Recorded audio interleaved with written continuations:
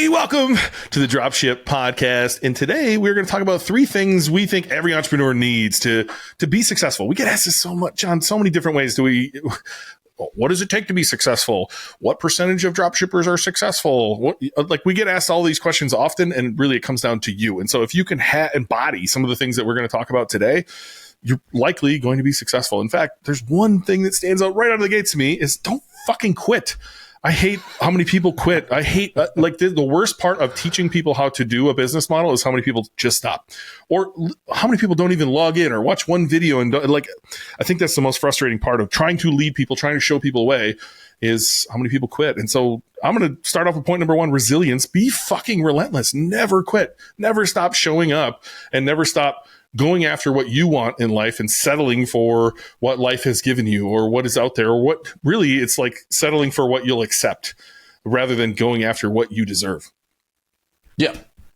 Yeah. And I mean, I'm with you. I hate seeing people quit. Like, I really do. To me, it's like such a massive shame. Like, sometimes, you see that people are like, they come in and you don't really ever hear from them and they don't really ever do anything. But then sometimes you see people and they're like, you can clearly see when the first time you talk to them that there's something driving them, right? They're running away from pain, pleasure, whatever those motivators are. Like, they're looking to make a change in their life and they're really excited about it. They're really pumped about it. And then something happens and they just disappear. They quit. And to me, that's like the biggest shame, because I think every time you do that, it actually makes it harder. Like, I'm not like this. I don't subscribe to the whole failure is a good thing in the way that some people talk about it, right? I mean, failure is a good thing because you can learn from it, yes. Although I would put it out there that most people aren't actually capable to learn from failure because they don't have the experience to learn from a failure as to why they failed. But so I think that a lot of that is just marketing hype that people put out there online. Failure is not good. Like, trying something and failing and being like, oh, well, I'll just try something else and I'll do it better. Like, that's bullshit. Like, every time you fail, it's less likely you're going to have the confidence to come back and do it again. So you should avoid failure at all fucking costs. Now, if it does happen, if you try to avoid it at all costs and it does happen, okay, great, learn from it, move on.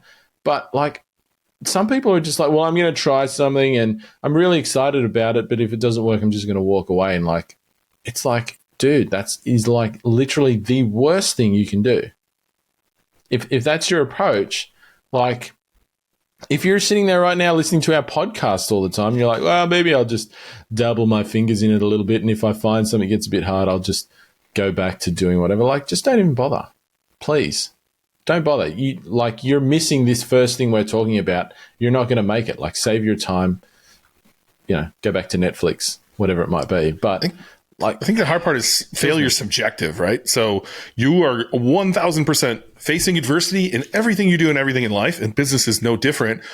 And if you take each one of those little hurdles you have to jump over as a failure, if you get it, like getting a no, I think getting a no for people is really hard, especially if you grew up in a place where you didn't get any no's and maybe you got 8th place trophies or things like, yeah, you're going to get some no's. You're going to call some suppliers who say no. You're going to, mess with some code in your website and your website's going to tell you no, right? Like, it's going to be all jacked up, or you're not going to be able to figure out how to do an image. And just like, there's so many little things that you could consider a failure that's enough for you to be like, well, this is too hard, I'm done. Or, well, Ben and John are definitely a scam. This didn't work for me, I'm out of here.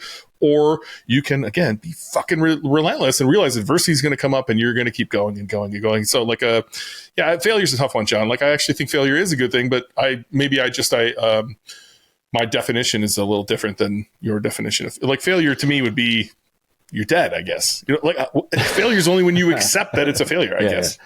No, that's absolutely true. I think I was coming at it more from the perspective of every time, and probably you see it a bit less, like you see people with these fucking little one-liners about fail fast and fail forward or fail often or blah, blah, blah. That's like the whole, it's a big thing in Silicon Valley and all of that. I mean, a lot of that bubbles burst, right? And everybody knows that these dudes who are running out with venture capital and everything to grow these shitty businesses, it's all a fucking fake lie, right? I think we've all caught on to that. But like, that mentality is trickled down into the entrepreneurial space in general. And you see these retards on fucking YouTube or whatever, like they just spout these little one-liners so that they sound like intelligent or something. Oh, it's good to fail. Like if you start a business and it goes bust, and it's your first business, you have zero experience to analyze why it went bust and work out how to do it better the next time. You can't do that. You're not capable. So you're not going to learn anything from that. You need somebody else to tell you, who has the experience to tell you why it failed before you can learn. That's why I think it's nonsense. But you're right. What constitutes failure is something you can completely set. Like getting a no from a supplier, to me, is not a failure.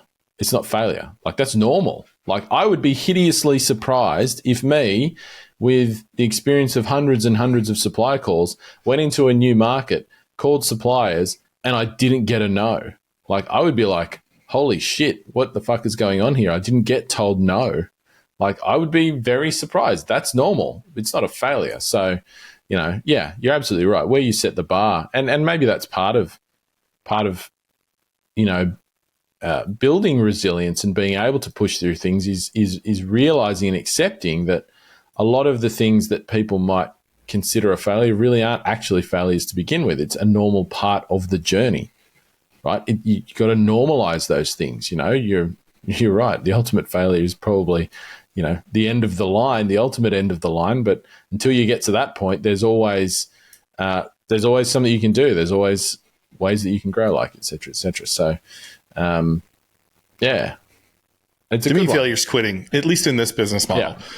Because you can just pivot. And that you might consider that a failure. I started this niche, called the suppliers, sold some products, the shipping and the margins were just all gone by selling the products, and everyone raced to the bottom. And you might be like, well, this business model's dumb. No, like that idea didn't work. But now you have all of these skills where hopefully you can learn that I failed because there was no margin, shipping was crazy, and these suppliers or the person I was serving was right. Go back and listen to Ben's Big L. I talk about it. I went into an industry and the people were a nightmare and it led to a lot of chargebacks.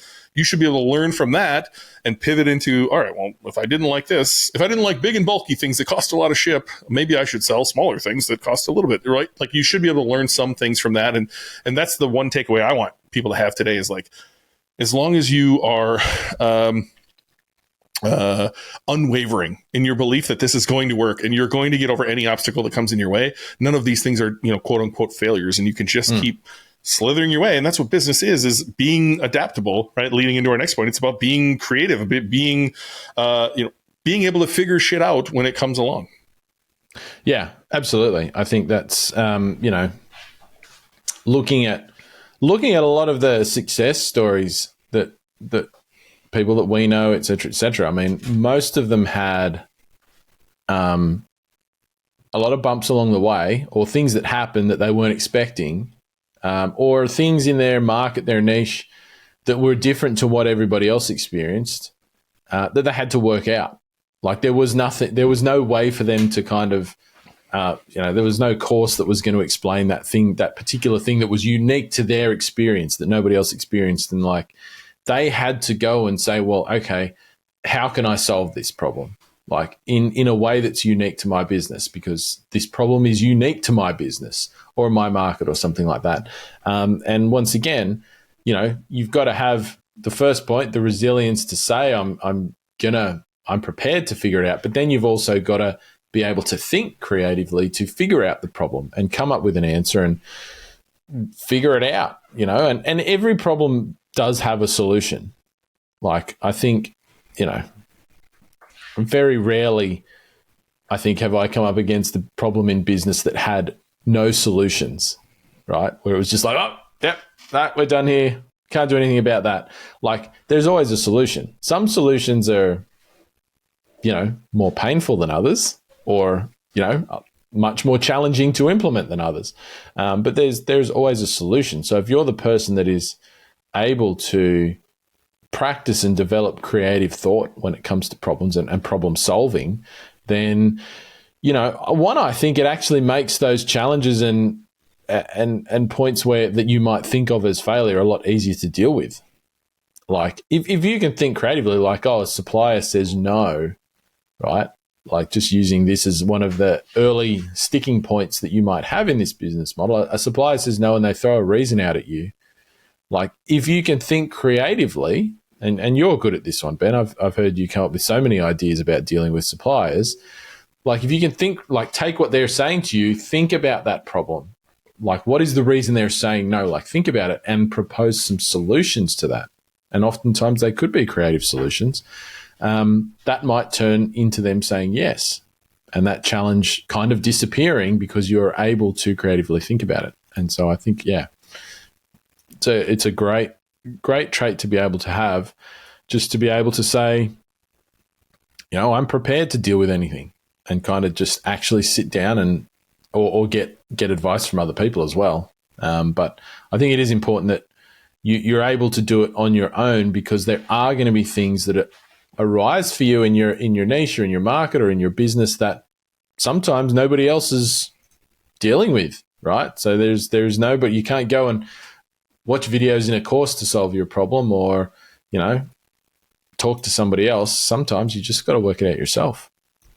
And there's a million things that are going to come up that are just part of your journey that you have to go figure out. There's no possible way John and I can put everything into Dropship Breakthru, which we've got 300 plus videos like that. There's a lot in there already, but there's no way it can all be in there, right? And you're going to have to learn how to go to Google and ask the question, or go to YouTube and ask, like, the majority of the information is available to you everywhere. And so you've got to be, I like to say, be an expert at Google. You got to, everything is figure outable, as Marie Forleo says in B School. Like, you have to go figure this out. You have to just continue, again, going back, be relentless, and nothing's going to stop you. There's an answer to everything. And you're kind of alone on this, right? Like, this is kind of what the reason I got into entrepreneurship. I didn't want to, some people say it's like, I don't want to make my boss a bunch of money, or I want to be able to make my own decisions. Well, everything's on your shoulder, right? Like, to our last point, be a risk taker. Everything's on you. And so you have to be able to, number one, be relentless, be able to figure shit out, and then just realize the risk you're taking on by you're jumping in by yourself. Like, you're moving away from the pack, and you're going to have to do all of it, everything. And to some that's scary, and to others that's empowering. And so, everything's figure outable though. So, John, I know you've talked about risk before, like, getting in business is inherently risky. I don't know the numbers. I'm sure I could ask ChatGPT and she'd spit out some numbers for me and tell me exactly how many businesses, quote unquote, fail or don't work out. But it's risky. Like, literally everything's on you. There is no one to turn to. There's no boss to say, hey, I didn't get this done, or I'm calling in today, or like, everything's on you. Realistically, that's how you should live your life anyway, that everything is your fault, whether, even if Tom Billy always talks about people in his comments bringing up like, I got hit by a drunk driver. Is that my fault? I think you should live your life from the place that you could have made a different decision, or you like, the moment you take control of everything is the moment you are empowered to do anything. But you don't ever get to play victim again. You don't ever get to call in sick again. You don't ever get to pass the buck again. It's always going to be on you. And like, you have to want that. You have to want that ability to, lead, because you're going to lead your life. You're going to have to set an example as a, for me, a father, a business owner, a leader to my employees, but it starts with being able to, answer to yourself and understand that you're taking on risk. I wish I could do a better job of explaining this one, John, because it like really hits home for me of like, I wanted it for a very, very long time. And yes, it was scary as hell, but I'm glad I took the plunge into being a risk taker and letting everything be my fault and be on my shoulders. Risk and our desire to be exposed to risk is, I mean, it's an interesting thing, really, when you think about it, in the sense that, like, every day we do, like, just in terms of, normal things that we do in our day to day, we expose ourselves to risk without thinking about it, right? You go and drive a car. There is a risk when you drive that car that you're going to be in an accident. There is a risk in that accident. Think it is too. Yeah, you're going to be, you might end up in a wheelchair for life, or you might die, or your kid might die who you're driving around, right? I mean, that's a risk. We don't think about that, right? We don't think about that. You just go out and get in your car and drive around. I mean, you might think about it every now and then, but generally speaking, you're not standing there at the car door going, oh, should I get in? I might die today. Like, you don't do that. But then when it comes to other things, okay, right. Well, obviously, yes, some people do have anxiety, and that's, those sort of things where that there is a heightened response to that. And not to make light of people who deal with those things. But there are a lot of things like the food you put in your mouth every day, if you follow the wrong diet, is putting you at a greater risk of dying from an extremely unpleasant disease at some point in your life. Do you think about that? Like every time you take a mouthful of food? Some people, once again, probably, yes, they do. Most people do not, right? And so we do take risk a lot of the time, but for some reason when it comes to money and therefore flowing on from that business, we're kind of, particularly for people our age, I think, but I don't know if it's changed for younger people these days. Oh, God. That probably just sounded really old, but like for some reason we're taught as children that you cannot take risk with money, right? That is what we've had ingrained to us, right? Like when you're a kid, you're told to save money, put it in the bank, save money, and so we can't take, for some reason, it feels very unnatural and something we do think about a lot to have risk around money. And it goes back to the scarcity mindset. We're brought up to believe that money is like scarce. You've got to scrabble for it every day in a job and things like that. And so I guess for people it is hard to normalize the risk involved there. Now, one of the great things about dropshipping, of course, is that comparatively it is a low risk business model, right? I mean, it's very hard to go bankrupt running a dropshipping business. Like, you would really have to screw up, frankly, to be that person. Whereas if you're going to go and start a business that you have to sink $500,000 into to get it off the ground, and then you don't make any sales or you don't generate any revenue, well, yeah, maybe you're going to be declaring bankruptcy, right? If you borrowed that money to do that. And that was taking a risk. But so the risk is not as large here, but along the way, there is still risk. There is still the risk that you're going to do things, that you're going to spend some money, that you might, buy stock at some point. You're going to invest some money into doing that. It might not sell at the pace you want it to. You might run ads that don't convert. You're going to lose some money on ad spend. So there are still risks there.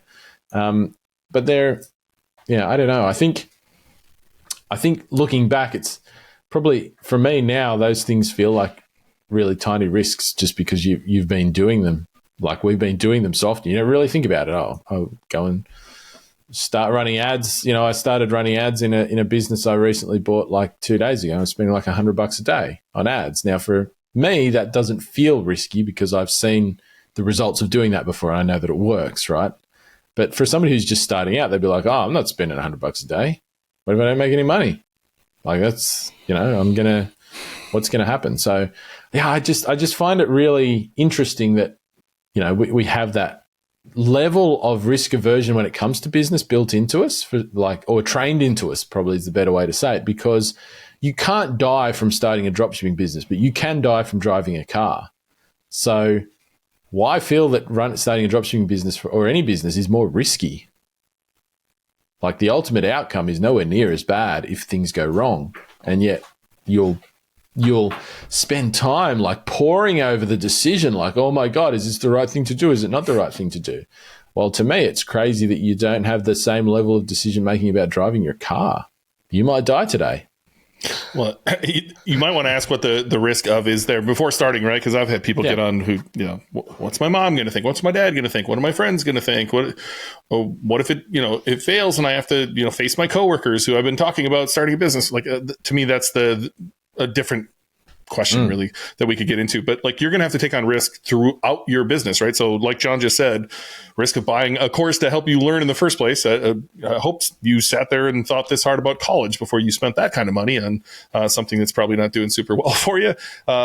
This is a little bit cheaper than your college that you went to learn how to run a business model, right? You're going to have to worry about the risk of spending money on ads and no return coming back, the risk of, potentially launching your own product someday and making that investment, or just launching new brands, like the time investment, the risk of losing that time investment of calling a new brand and getting them uploaded and getting them on your site and spending money on ads to realize that they don't fit in. Or, we start with Google ads, right? And then you should invest in SEO. That could be a risky investment. If you're not doing it correctly, you probably worry about the risk there, or the risk of running different advertising channels and spending dollars there, or hiring employees, or making investments into your business of any sort, or extending credit. Like if you offer net 30 to somebody for the first time, that's probably going to be scary to you, that you are fronting the money for products that you're shipping off to a school or a business who's going to pay you 30 days later, hopefully. That there's risks every single day, right?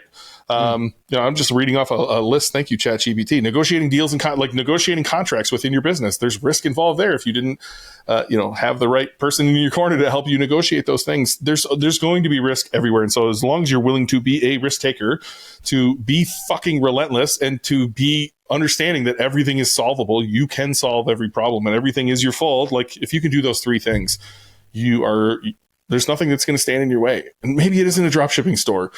Maybe it's something else you end up doing. But as long as you say, I'm going to never quit until I figure this out and get what I want in my life, you're going to figure it out. Yeah.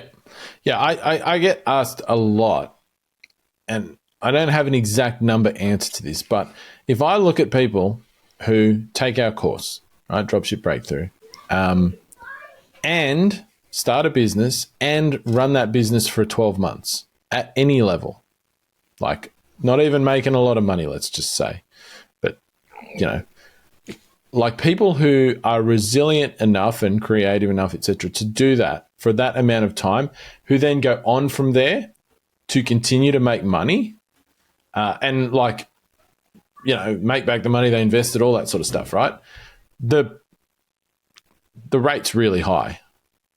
Like the success rate is really high, like 60, 70% plus for sure. I don't know the exact number, right? But the only thing that separates those people, and like I'm like you, I get so many, every time I talk to somebody who's thinking about joining the program, this is one of their questions. What's the difference between people who do and people who don't? And it's literally just those people, they had the grit, they had the resilience, they stuck with it. They just stuck with it. They didn't do anything special. There was no tricks. There was no marketing secrets. There was nothing. They just did it, figured out problems when they hit them, and lived with the small amount of risk, to be honest, that they had to take on in order to do that. And they got to a point where things snowballed and started rolling and just never looked back from there. Do you know what I mean? So, yeah, absolutely. Those three things, if you can do them, there's no secrets. It's that.